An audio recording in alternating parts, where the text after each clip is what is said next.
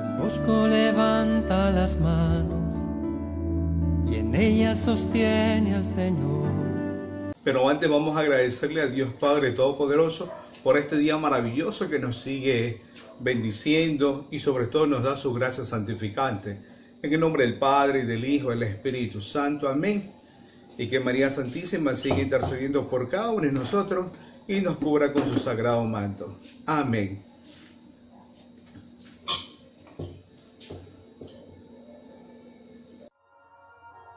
Hola, estudiantes del 10º año.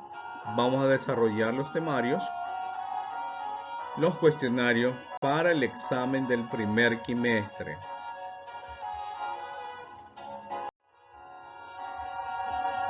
Guayaquil, 23 de septiembre de 2020. Este desarrollo de cuestionarios para 10º año, el área de ciencias naturales. Este es nuestro tema de la cual vamos a realizar.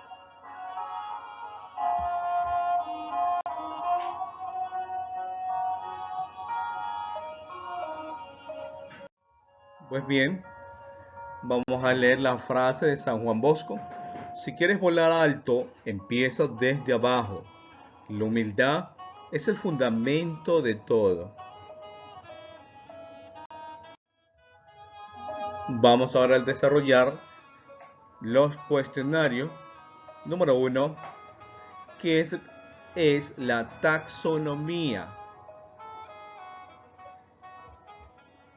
Entonces, es una forma clara y ordenada en la cual se ordenan todos los organismos vivientes, de la cual se van formando con una colección de grupos llamados taxones que se han subdividido en distintos rangos o categorías taxonómicas. Entonces, ahí está cómo se van subdividiendo según los seres vivos, plantas, animales, bacterias, algas y hongos.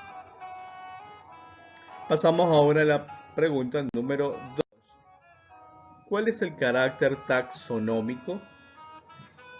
¿Cuál es el carácter taxonómico? Uno de esos caracteres, el morfológico, el fisiológico, citológico y bioquímicos. Cada uno tiene sus propias funciones, de la cual van, en qué se basan, obviamente cuál es el estudio que van a realizar cada uno. El día del examen yo se les voy a preguntar cuáles son los caracteres taxonómicos. Usted me los nombra y si algunos de pronto, profesor, yo quiero explicar un poquito más, no hay problema. Porque algunos sí van explicando. Morfológicos se basan en la forma de organismo o aspectos anatómicos como segmentos corporales y números de antenas, patas, etc. Mientras que el siguiente carácter, fisiológicos, están basados en aspectos que tienen su funcionamiento y van realizando en los seres vivos una cierta respiración, la fecundación y locomoción. En la tercera, citológico, más bien se basa en ese estudio de esa misma estructura de la célula y sus organismos. Obviamente, y como ejemplo podemos decir los cromosomas, los cloroplastos y las vacuolas. Y la última, químico, bioquímico, donde se estudia las composiciones de los seres vivos, como las propiedades moleculares, análisis de proteínas y ácidos nucleicos. Entonces, esto es lo que corresponde según el carácter taxonómico. Vamos a la tercera pregunta. ¿Qué son las categorías taxonómicas? Bien, en la gráfica nos dice muy claro, según esta categoría, son diferentes a todos esos niveles que se representan, porque van empleándose para agrupar a los organismos según sus diversos criterios, cómo se van desarrollando. Ahora nos encontramos en el tema número 4. ¿Cuál es el concepto de especie? Usted me va a decir, profesor, especie. No es la especie humana. También la especie animal, lo mismo.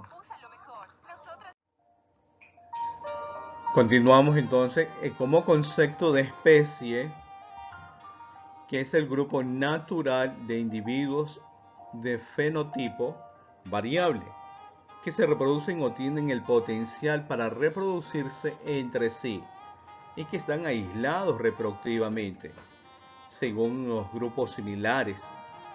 Mientras que las razas, los subespecies, son un grupo dentro de estas mismas especies que tienen características específicas y suele verse más aún en la raza, según se diferencian en los demás. Mientras que en la parte de la especiación nos dice que es un proceso que se originan nuevas especies según ese proceso.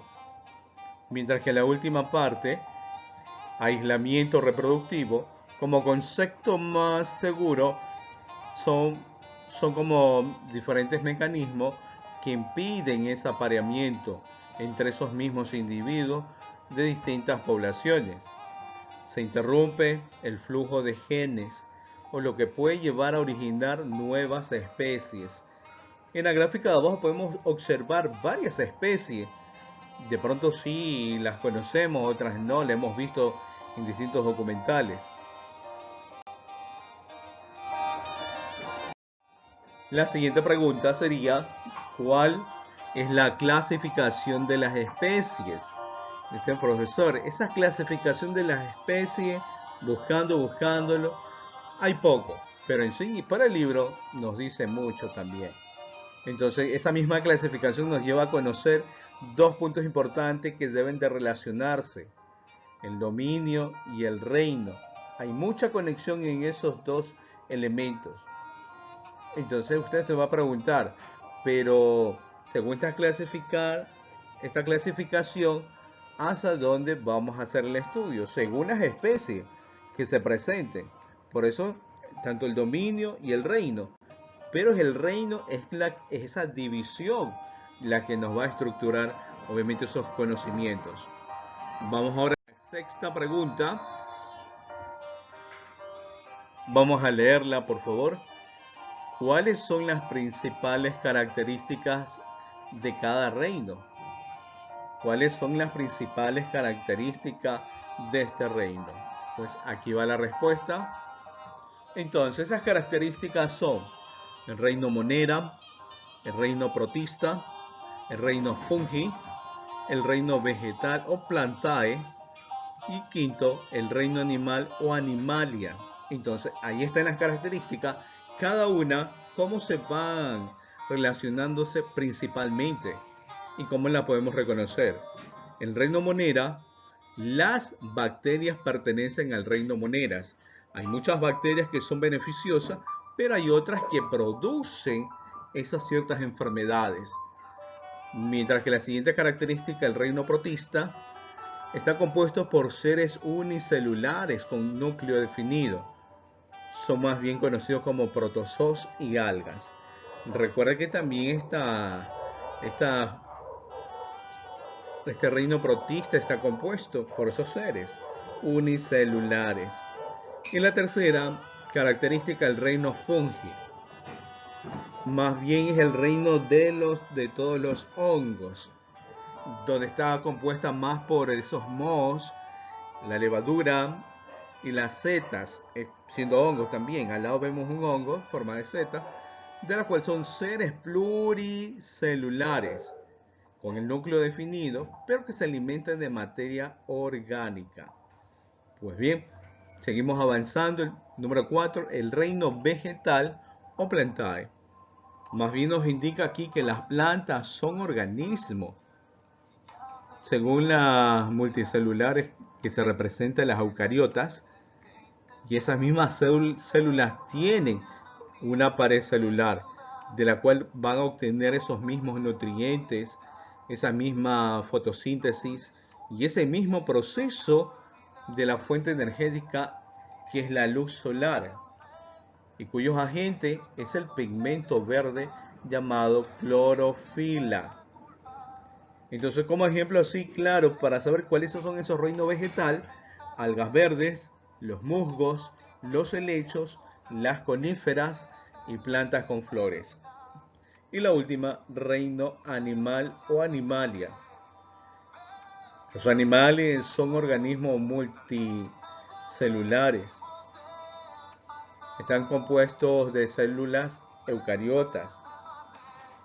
Y como ejemplo para que se pueda visualizar, entonces pueden ser las esponjas, los gusanos, los insectos y los animales vertebrados. Continuamos entonces, avanzamos. Pregunta número 7.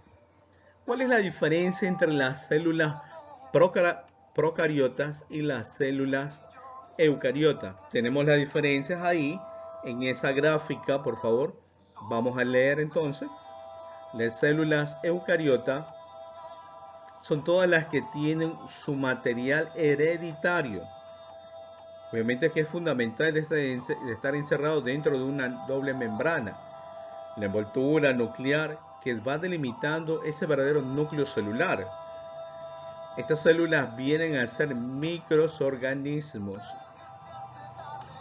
Pero estas células, siendo pequeñas, o siendo de tamaño grande también, van variando y se van comparando con otras células, cómo son y cómo se van proyectando. Mientras que al lado, la célula procariota, vemos la imagen, parece que una alfombra, un zapato, o parece la familia de esta serie de televisión. En fin, los zapatos así. Entonces, esta célula procariota más bien es una célula sin núcleo celular, muy diferenciado de su ADN. Obviamente se va a confirmar en el interior de su núcleo libremente qué tipo de citoplasma posee y de la cual esta célula se diferencia porque procarionte es un organismo ya formado por células procariotas. Entonces por las mismas imágenes ya podemos diferenciarlas. Entonces la última pregunta de este primer bloque, ¿qué son las bacterias? Si vimos anterior la imagen de la bacteria, ahora acá, ¿cuál es su estructura en sí? Entonces, estas bacterias son procariotas, no tienen núcleo definido ni orgánulos membranosos internos, a diferencia de las eucariotas, de los animales y las plantas. Si observamos en la gráfica esa bacteria, pero una bacteria flagellum muy circular del DNA. Entonces ahí estamos para que vayan desarrollando en sus cuadernos o en carpeta.